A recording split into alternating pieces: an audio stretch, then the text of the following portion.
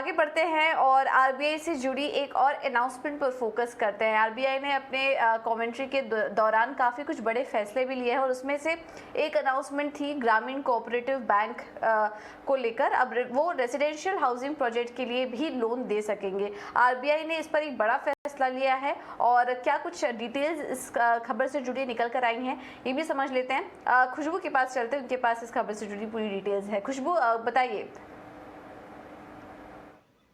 जी बिल्कुल, आज real estate शेयरों में काफ़ी ज़्यादा हरियाली छाई हुई है।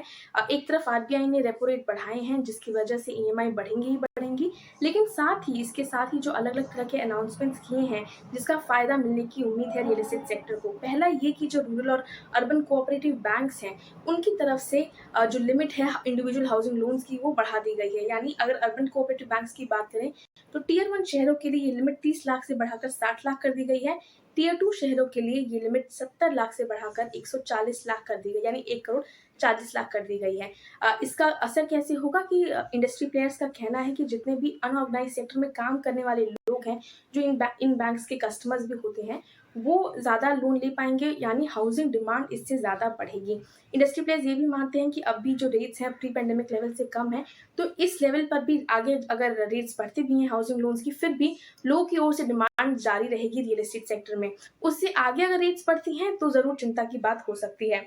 इसके अलावा रूरल कोऑपरेटिव बैंक्स की बात करें तो यहाँ पर भी जिन भी आरसीबीज यानी रूरल कोऑपरेटिव बैंक्स का नेटवर्थ 100 करोड़ से कम है, उनके लिए लिमिट 20 लाख से बढ़ाकर 50 लाख कर दी गई है।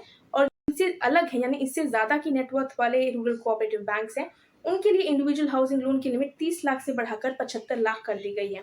इसके साथ ही जो रूरल कोऑपरेटिव बैंक्स हैं, वो कुछ ऐसे हाउसिंग प्रोजेक्ट्स के लिए फाइनेंसिंग भी दे पाएंगे। हालांकि उनकी टोटल नेटवर्थ का वो सिर्फ 5% ही ऐसा होगा जो वो हाउसिंग प्रोजेक्ट्स में को फाइनेंस करने के लिए लगा सकते हैं। इन सभी अनाउंसमेंट्स की वजह से ही काफ़ी ज़्यादा रौनक देखने को मिल रही है रियल एस्टेट शेयरों में। बिल्कुल, बहुत बहुत शुक्रिया खुशबू ये सारी जानकारी देने के लिए। तो एक बड़ा डेवलपमेंट होता हुआ नज़र आया और रियल एस्टेट सेक्टर के लिए काफ़ी पॉजिटिव खबर है।